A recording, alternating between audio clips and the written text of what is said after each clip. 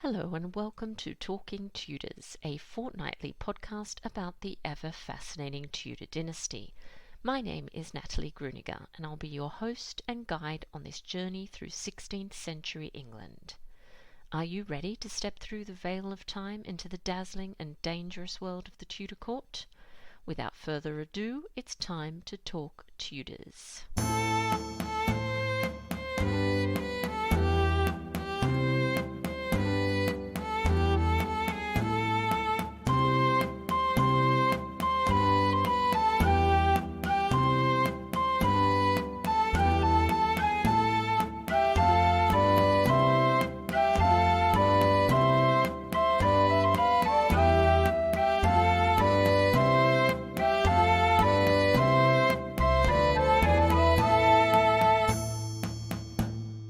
Hello everyone, welcome back to Talking Tudors, episode 88. I'm your host, Natalie Grueninger, and it's great to have your company. As always, I'd like to begin by acknowledging and thanking the wonderful listeners who continue to support this podcast via Podbean Patron, and extend a heartfelt thank you to everyone who's taken the time to rate and review the show. Your support is so very much appreciated. If you love the podcast and never miss an episode, perhaps you'd consider becoming a Talking Tudors patron. It's easy to do. Just click on the Be My Patron on Podbean badge on the homepage of my website on thetudortrail.com, or click the Be a Patron button on the Podbean app. Join the Talking Tudors patron family, and in addition to receiving lots of Tudor-themed goodies, you'll be automatically entered into our patron-only monthly giveaways. October's prize is a set of 3 Tudor-themed Christmas decorations designed by artist Catherine Holman. With Christmas just around the corner, you might like to check out coloringtudorhistory.com for a range of gifts that will delight any Tudor history lover. Now, on to today's episode. Those of you who follow me on social media know that I'm absolutely obsessed with early modern portrait miniatures, which is why I'm so excited that joining me on the show to talk about these tiny masterpieces is portrait miniatures specialist Emma Rutherford. Emma began her career working in the Victoria and Albert Museum, whilst completing an MA in Victorian Art and Architecture. She set up the Portrait Miniatures Department at Phillips Auctioneers, and after the amalgamation of Phillips and Bonham, she became Departmental Director. Emma has made several television appearances and advises the Antiques Roadshow. She has close working relationships with museum and gallery curators, conservators and restorers. She's also conducted many significant private and public valuations and private treaty sales.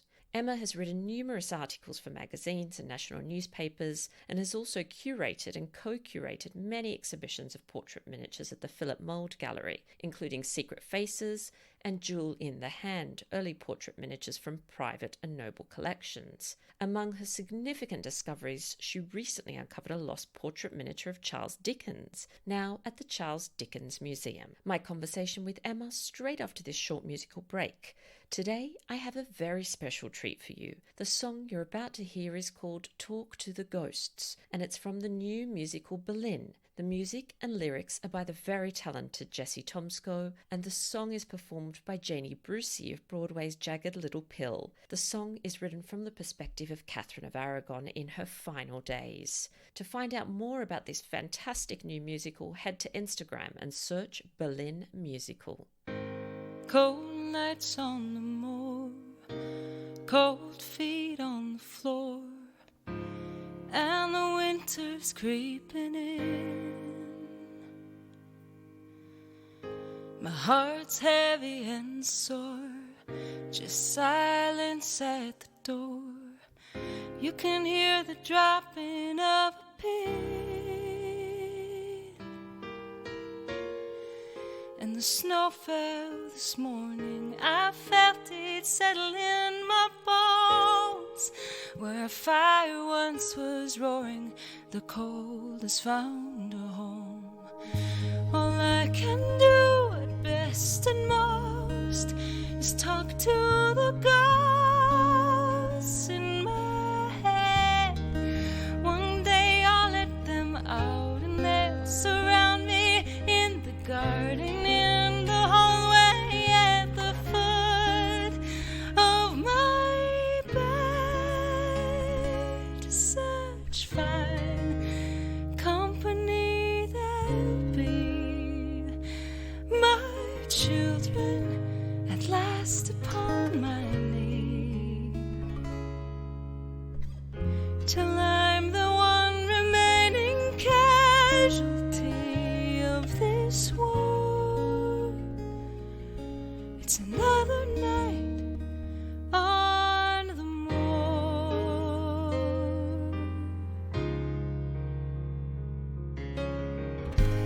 I remember a time filled with laughter and wine, and fine friends in any storm, and the love of a man, my head in his hands, always glad to keep me warm. But the snow fell this morning, I felt it land inside my heart, where a fire once was roaring. There's only cold and dark. All I can do at best and most is talk to the ghosts in my head. One day I'll let them out and they'll surround me at the table in the stairway at the foot of my bed. Who isn't haunted by the past? Bring back the moments, make them last. Nothing before you but lonely dreams. You wake in the night, choking on your screams.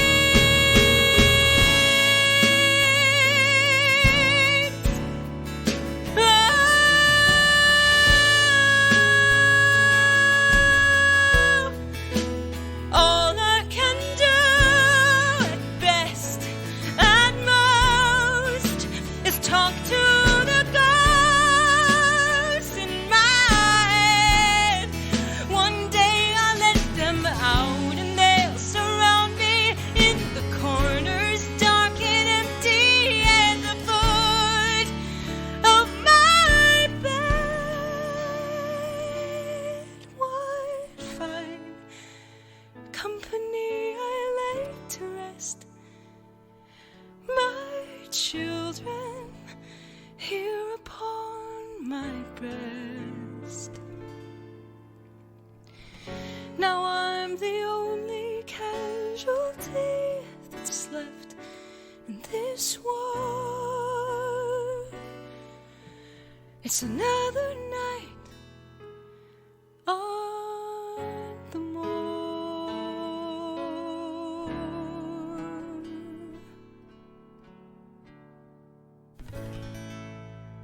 Welcome to Talking Tudors. Emma, how are you? Thank you. I'm really well on a misty autumn morning in London.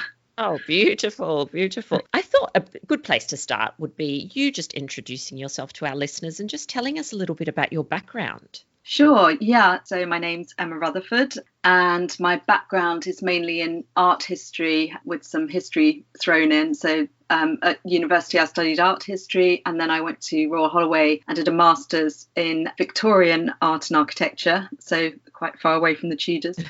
And then I worked in the auction world after a short stint at the Victoria and Albert Museum. And I'm now a consultant at the Philip Mould Gallery in London. But I also do a lot of work for other institutions like National Trust, National Portrait Gallery. So it's a really nice, varied work, but everything focuses on my very niche subject of portrait miniatures. Yes, which I've become absolutely fascinated with of late, which is why I'm so excited to be talking to you. So could you tell us a little bit more about what your role actually involves? Yeah, of course. So for the gallery specifically, we're basically always on the search for what we call sleepers, which are portrait miniatures or other works of art. The gallery is very focused on portraiture, so portrait miniatures obviously come under that remit really well. And sleepers are things which are paintings or miniatures which are miscatalogued by an auction house, so they either get the artist wrong or they don't know the artist. And the specialism in the gallery allows us to perhaps spot things that have been missed. And I like to think of myself as sort of rehabilitating these objects into either public institutions or they go into private collections. So the next stage, once we've discovered something exciting, is to crack on with the research, which is probably my favourite part of the job. And I'm in archives, not at the moment, obviously, but that's where I spend a lot of my time, and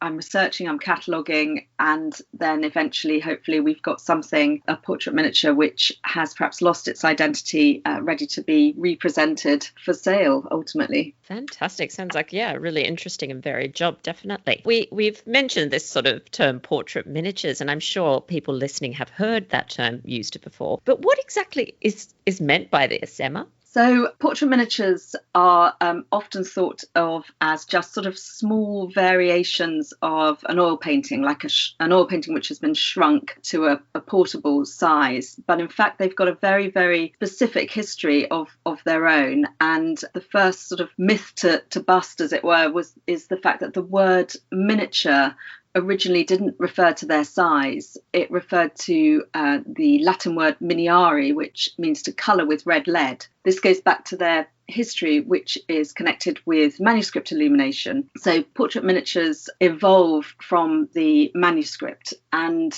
I think there's an art historian who once said, with courage and a pair of scissors, you could take a manuscript and create the first portrait miniature. So, which is a terrifying thought. But if you think about 16th century manuscripts, they often, within the first letter, which is usually very beautifully coloured and has touches of gold on it, there's sometimes a portrait incorporated into that first letter. And if the manuscript is something like a royal warrant, then that portrait is usually of the monarch, and it sort of embodied the monarch. It was as though the monarch was actually there, standing in at this moment of legality. And so the portrait in a manuscript has a lot of symbolic weight, and that symbolic weight then evolves, and the portrait of the monarch becomes taken out of the manuscript, and the first portrait miniature was born. So first miniaturists were not called miniaturists at all, they were called limners. You've probably heard that word.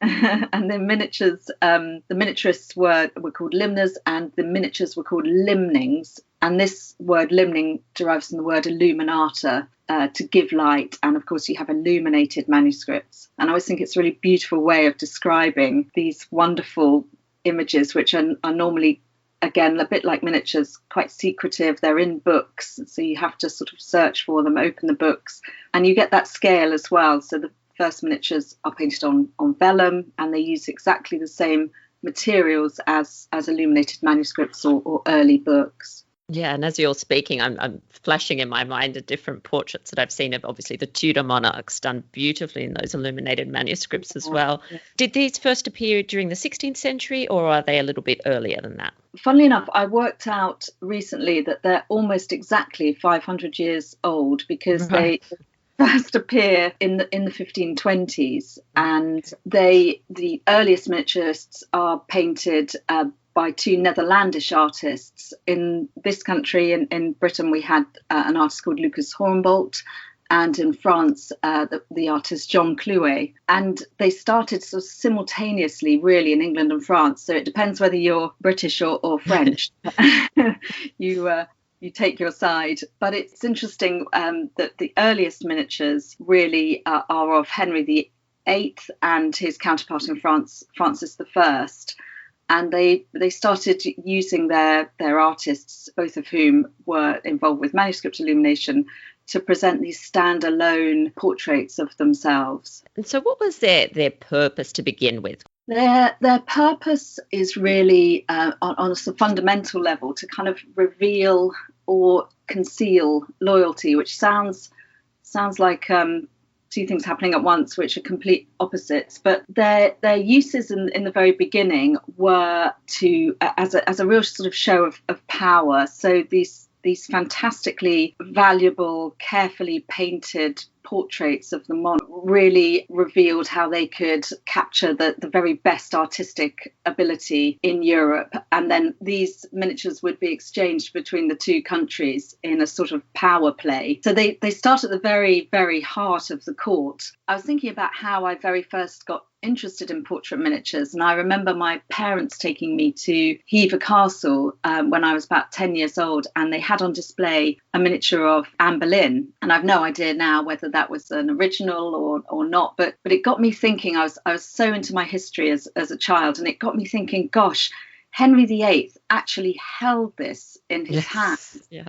And for a child who wanted to sort of smell what the 16th century felt like, really, really get involved in my history, the idea of someone like Henry VIII looking into this miniature in his hand and being the only one who could have a sort of relationship with it made me also think about the kind of romantic connotations of the miniature. And of course, it evolves from these very powerful, relatively formal portraits to something much more secretive and really goes to the heart of courtly life in terms of, sort of marriage negotiation and love affairs, which are of course all happening at the same time. So when I say conceal loyalty, the favourite place for ladies of the Tudor court to put their miniatures was between their breasts, tucked down in the bodice, and in large oil paintings, you quite often see this sort of black silk cord going down under the bodice. And we know that on the end of that black silk cord would be a portrait miniature tucked in, and you were revealing your loyalty probably to a lover by hiding your miniature there. So they're quite exciting things because they really allow you to see the secret life of the Tudors. I like the idea that when they were very first painted, they're only meant to be seen by three sets of eyes: the artist, the person who's commissioned the portrait, and the eventual recipient of the portrait miniature. So looking at them now, we're able, many years later, to see something that was initially only revealed to a very, very small circle of three people. Yeah, so they're quite intimate objects, aren't they? They're Absolutely. quite amazing, yes. Yeah. And in terms of size, I just want to talk a little bit about the variation in sizes, because I recently saw a miniature of Elizabeth, and I knew they were small, but I was shocked at the size. This one was quite tiny. I can't remember the exact measurement now, but so what were the differences in sizes? Well, again, I mean, a miniature can actually technically be any size. It doesn't have to be small, because the word miniature refers to the materials, which is vellum pasted onto some card and then painted in watercolour, exactly the same as illuminated manuscripts were constructed. But of course, because of their purpose, which we've just been talking about as kind of partially propaganda, but also partially of a romantic and secretive nature, they were small because they were something that you wanted to carry around with you. And you've probably seen as well that they're often housed in these incredible, well, if the frames exist, the original frames exist, they are in these incredible jeweled gold lockets, and so they were something that you were able to carry about your person. I kind of think of the equivalent now is probably the image that you've got on your iPhone. Right. Yes. Yeah, phones have evolved to be something that we can carry on us at all times. And of course, when we take them out and look at them, the first thing we want to look at is an image of something or someone that we love. And miniatures worked in exactly the same way. So they needed to be small because you carried them around with you. So their size at this date in the 16th century is usually under 3 inches, but they do vary from some of them are only 1.5 inches up to something like the Young Man Among Roses, which I think must be around 4 inches high. So there is some variation, but not huge. Okay, and so you said that obviously they'd be worn, close to the body, an intimate item. Were there any other uses for them? Would they have been displayed ever? Is there any evidence of that? They are displayed a little bit later. There's a wonderful story of the Scottish ambassador visiting Elizabeth I, and she takes him right into her sort of inner sanctum, her bedroom really, and shows him some miniatures that she has there. And obviously for Elizabeth, rather typically for Elizabeth, this is an astute political move, and she shows him a portrait of Mary Queen of Scots, who obviously, right. But she also shows him one of Leicester, who, you know, she has this rather more special relationship with, and it's a real insight into how miniatures were kept, because he talks about them being shown in these little turned boxes, and they've got lids. So she's not wearing those. She's got a little collection, as it were, stored away that only she has access to. But if she allows, she will show them to favoured visitors. That's a really, really valuable insight into where they were kept. But they certainly weren't, in the Tudor period, hung on the wall for everyone to see. And their very size meant that they couldn't compete with a big oil painting that several people can stand around and comment on. If you showed someone your miniature, it was a real one-on-one experience. You have to hold them in your hand, and you can't be too far away from them, because, as you say, they're very intricately detailed. So they really are working in a very different sphere to any other type of portraiture at this period. So wonderful to imagine Elizabeth holding her little miniature of Mary Queen of Scots and showing the ambassador only to be a fly on the wall that day, hey? Exactly. Okay. Yeah. So what about the main materials and techniques used in the Tudor miniatures? Yeah, so I've talked a little bit about this, but they were painted and constructed in a very, very specific way, and just with other art forms, there was a long apprenticeship involved. And I guess the generation after Hornbolt and Clouet, you get Hans Holbein working, and he's also working on lots of other different projects. So he's painting miniatures, but we know obviously he's designing all sorts of other things, and Henry VIII's using him for anything from architecture to costume design to armour design. So the first miniaturist who really concentrates just solely on painting miniatures is Nicholas Hilliard, who it really becomes Elizabeth I's image maker from the early 1570s. And it's clear she really trusts him to portray her exactly as she wants to portray, but in the form of a miniature, which is always thought to be a very truthful image. So luckily for us, Nicholas Hilliard wrote a treatise on how miniatures were painted, including the technique, and also how your studio should be set up, and even down to what you should wear as a miniaturist. Oh, wonderful. So it's fantastic. So it's not just about how to get a bit of floppy vellum to stay on a piece of card. You use some starch, and you have to rub that down with an animal tooth attached to a stick, so there's no bumps in the vellum. There's a lot of preparation involved before you can then apply the first layer of paint. But he also talks about the fact that a miniaturist should only wear silk, because anything else you might have fibres shedding onto the vellum and sticking to it, which obviously would be problematic. So there's a real wealth of information into exactly how miniatures were constructed. So although they're watercolour, which is very difficult to layer, the artist would initially paint something called a carnation, which is the skin tones, after very, very lightly, usually sketching out where the head of the sitter was going to be. And then the layers go on. You have this beautiful mid-16th century period onwards. You have this lovely blue background, which is very bright and connected with miniatures of this period. And then often you have an inscription, a lovely calligraphy inscription in gold. Hilliard, who also trained as a goldsmith, he even manages to construct jewels on this very, very tiny scale by putting a little blob of resin over a spot of silver paint. So that they're very, very three-dimensional if you put them under a raking light. And then, of course, you have the ruffs, which were sort of dribbled on in very thick white paint. So if you were to run your finger over one, which of course I would never advise, you would feel as though you were touching something like a doily or actual lace. They're so three-dimensional. So they're they're very, very carefully and specifically constructed. Fabulous. And I'm actually a bit embarrassed to say that I only recently discovered that they were laid onto a playing card, which I just found absolutely intriguing. So was it just done for practical reasons, or did the choice of suit and the card have actually a meaning connected to the sitter? Well, this is something I've been musing on. I mean, I've been looking at miniatures for 25 years now, and I've always wondered, and it's always really, really exciting when you deconstruct a miniature, an early miniature, and you see this playing card on the back, because it's not only that you have this wonderful portrait of somebody from the period, you also get an insight into sort of Tudor leisure time. Yes, that's right.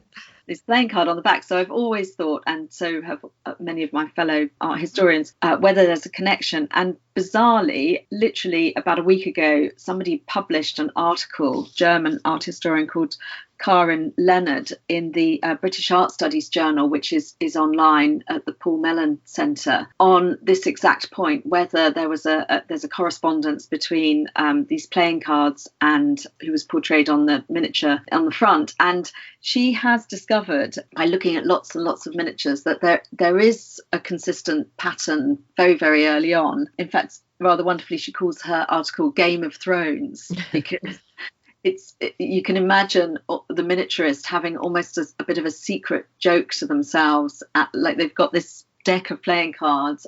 Which playing card are they going to match up to the person that they're painting? And she found that the Ace of Diamonds early on is very much connected with royalty, and then the face card, kings, queens, jacks, were more distinguished court figures, and then heart are often connected with marriage portraits. So often when people were betrothed is the time that you commission a portrait miniature, so that you're able to carry around a portrait of the person you're going to marry as a sort of part of the courtship. So that was so interesting to read her work on it, that it wasn't just completely random, the cleanest one, that there is a connection between the playing card and the sitter, which is very exciting.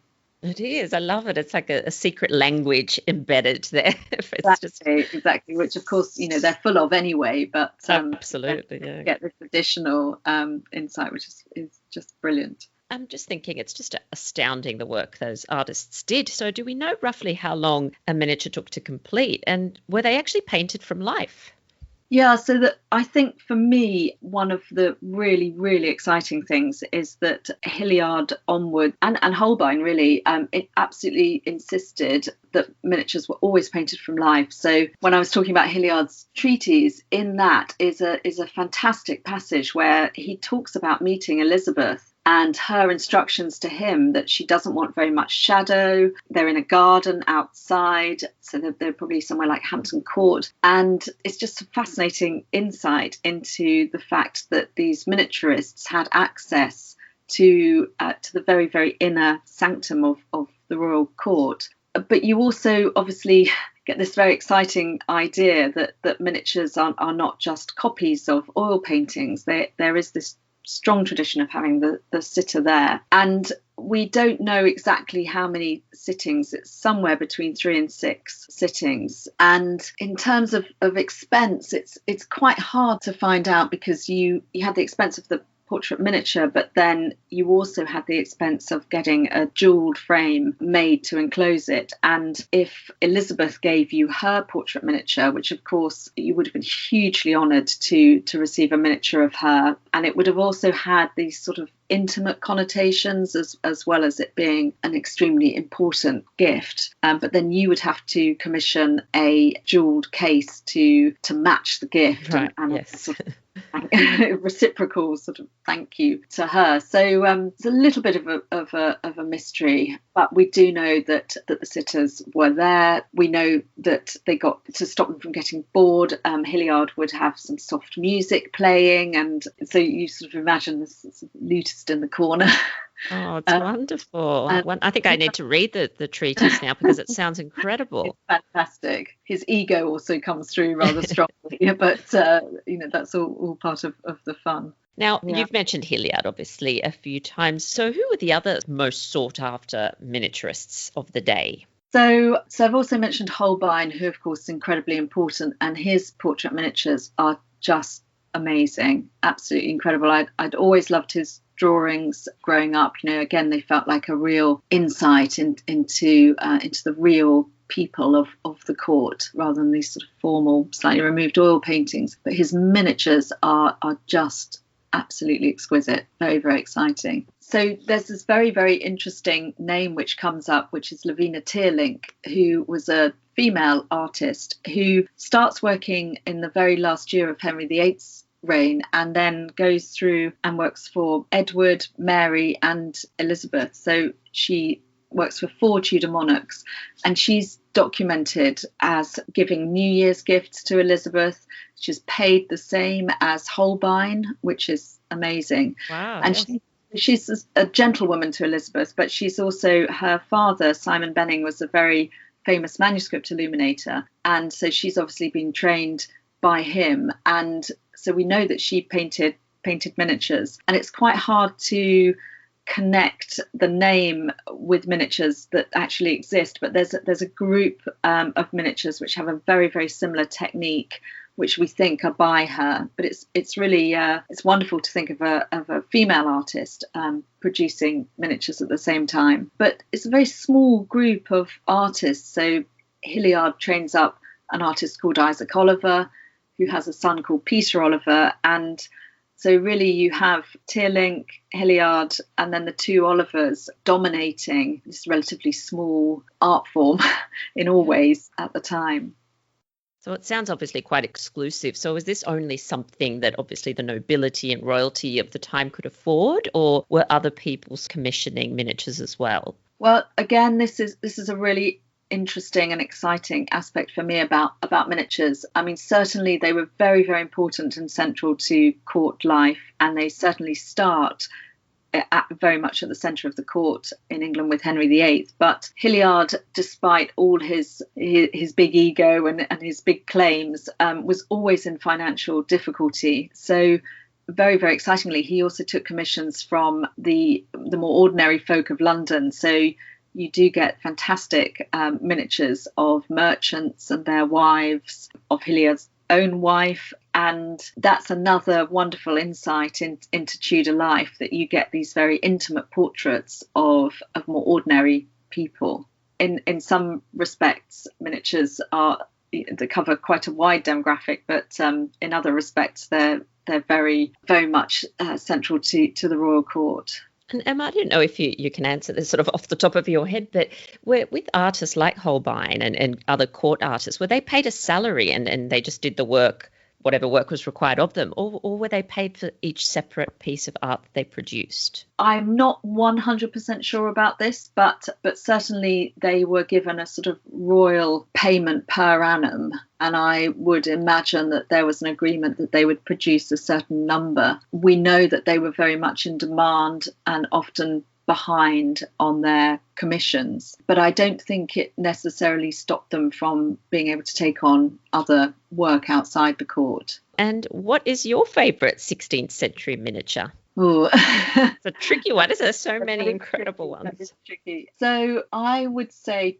probably it has to be Holbein's 1539 portrait of Anne of Cleves, because I think for this tiny miniature, I mean, literally a few centimetres of paint, I think this miniature might well have changed the course of history. We know that Holbein was sent to paint Anne of Cleves prior to Henry marrying her, and I think this goes back to the point of actually having the sitter in front of you. So Holbein went to Anne of Cleves and painted her, and of course, because of the miniature's size, because it's watercolour, it dries very quickly. It could have been cased within a day and then sent back to Henry. So this is Henry's first glimpse of his new wife, but wife to be, which is incredibly exciting. And I think when you look at other portraits of Anne of Cleves, and you obviously know what happened, that Henry,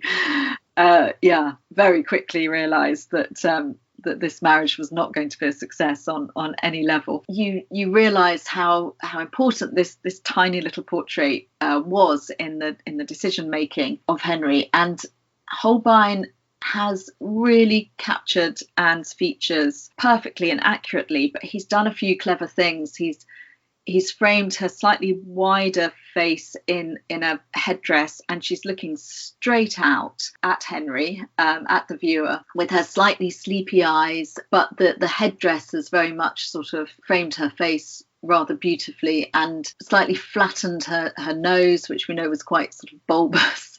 So Holbein has captured her features very accurately, but he's chosen a view which I think he knew Henry might have liked. Yes. So I think that's, I mean, as a portrait, it's just absolutely beautiful, but I just like the idea that this tiny little thing that could have fitted in Henry's hand changed the course of history. Yes, it's incredible. And I'm just imagining, obviously, very tall and large Henry holding this tiny thing in his hand and obviously looking at it quite closely. Yeah. And incredible that we still have it. That is quite mind-boggling, isn't it? It is. Absolutely. All right, Emma, this has been so wonderful. I'm totally in love with these miniatures at the moment. So this has been so wonderful to chat with you. Now, at the end of the episodes, what I like to do, just to get to know our guests a little bit better, we play a little game of 10 to go. So just 10 quick questions to get to know you a little bit better. So are you ready for that? I think I am. All easy, don't worry. All right. So what was the last book that you bought? Oh, gosh. So, well, non-fiction, really boringly. It was probably Elizabeth Goldring's recent biography of Nicholas Hilliard. Oh, okay. No, that sounds good. Called Life of an Artist, which manages to be incredibly readable as well as amazingly well researched. So it's not just about miniatures, it's really about Tudor life and about a young man born in Exeter with the incredible talent who sort of makes it right into the centre of the court from relatively humble beginnings. So it's a cracking read. Oh, fantastic. Well, there you go. I think I'm going to have to purchase it now. You've sold it to me, so that sounds good. What is your favourite comfort food? Oh, my gosh. I wish I'd had forewarning of these comfort food. Well, this morning it was definitely my porridge. Yes. Looking out onto misty Richmond Park and thinking about my run, which I was dreading at that time. Once I had the porridge in me, I was up and ready to go. You were ready to go, yes, because it's getting quite chilly there now. It is, yeah. I imagine. Oh, lovely. And what about a treasured or just a favourite childhood memory? Well, my poor parents, I mean, I really did drag them probably to every National Trust house in the country virtually. So I have some very funny memories of my brother literally refusing to set foot in any historical mansion and sort of skulking and sulking outside while I went in with my parents. And I think really sadly, those are probably my favourite childhood memories.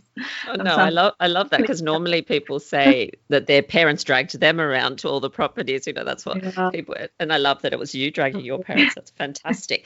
And obviously, we're not doing too much holidaying at the moment. But if things were kind of normal, what is a favourite holiday destination for you? I would have to. I mean, I'm so lucky living in London that we can take the Eurostar and get really far. I don't like flying, so I love the Eurostar. And probably the south of France, particularly at the moment. Oh, the idea of that sort of warm sun and would be wonderful. That's a special place, isn't it? Like, yeah, definitely. Yeah. Now, do you have, I don't know if you're a cook, but do you have a signature recipe? My signature recipe is to order food in and see my family breathe a sigh of relief. That's good. I like that. I haven't had that response before. And do you have any pets? Yes, I have a huge golden retriever called Maple, who is about an opposite to a miniature in that she just, right now she's very wet and muddy and she's great fun. She smiles, so I spend my whole life saying to people, she's smiling, she doesn't want to kill you. So she's a great character, but she's, very messy and large. Yeah, they do get quite big, I know, because they're such little tiny puppies and then this huge dog. No one tells you how big they get. Exactly. What would be an ideal Sunday morning for you? Oh, well, I hope my family's listening because, yes, I would like that cup of tea in bed. Yes. But that never happens. And probably quite a slow get up, and then by 10 o'clock in the park with the dog for a really good walk would be ideal. Yeah. And obviously you live in London, so you've got lots of incredible places to visit nearby. But what's one of your favourite or most sort of inspirational places that you like to visit?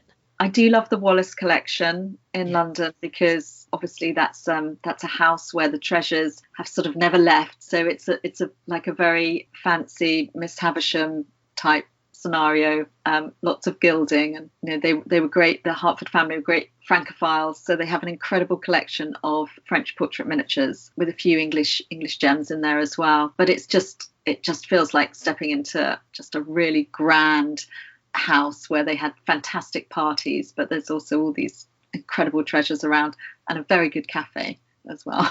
So good tip. Excellent. I love the Wallace collection. Yeah. Fantastic. And what's one of the best or most memorable gifts that you've received? That's a good question. So my husband and I recently had our 20th wedding anniversary. Oh, congratulations. And he's a photographer, and as a wonderful gift for me, he mocked up one of my favourite Elizabethan portrait miniatures and superimposed his head. That's so great. So it was just wonderful, a complete surprise, great work in Photoshop, and I absolutely love it, because I can then pretend I'm a Tudor lady receiving this secret miniature. I love it. And I think he could sell those, couldn't he? And we could all be Tudor. Yeah, exactly. But yeah, that was a really, really lovely surprise, and came with a beautiful gem present as well. But that was fantastic, the work that had gone into that. Oh, that does sound fantastic. And every other husband now really has to lift their socks up. All right. And lucky last, a little word association one. So the first word that comes to mind when you hear the name Elizabeth I. Well, I mean, because I'm talking miniatures, obviously I'm just thinking back to Hilliard's first miniature of her, which I think is 1572, and they're both young and going places, and there's something about this miniature that just sparks. It's just fantastic, and she's in all her finery, but there's a slightly more relaxed air to it than there are to the later miniatures, which are slightly more formal. So I love that, and the first meeting of these two and their relationship, which progressed over many years, and what their first conversation would have been. So I'm afraid it's miniature related. I love that. That's really wonderful. And the very last thing that I ask my guests is for a Tudor takeaway. So this is just a little gem for our listeners to go off and explore after the episode. It could be a book that you recommend, a website, an online gallery to look at. Do you have a Tudor takeaway for us? Well, I think with miniatures, the thing is that they're so difficult to appreciate unless you can actually hold one in your hand and get a really good magnifying glass on it and really study this incredible work, which today I just literally, I don't know how they produce these exquisite miniatures. So I would say get on any decent website where they've got early miniatures. So the National Collection here is at the Victoria and Albert Museum. There's fantastic miniatures at the National Portrait Gallery, but most national galleries do have a few early miniatures, and just use their magnifying tool to really take yourself around the miniature, look at the layering, the clever techniques. I just think that would be my top tip. If you've enjoyed listening to how these tiny things were constructed, how despite their size they were so important in Tudor history, and just get lost in looking really close up at an early miniature.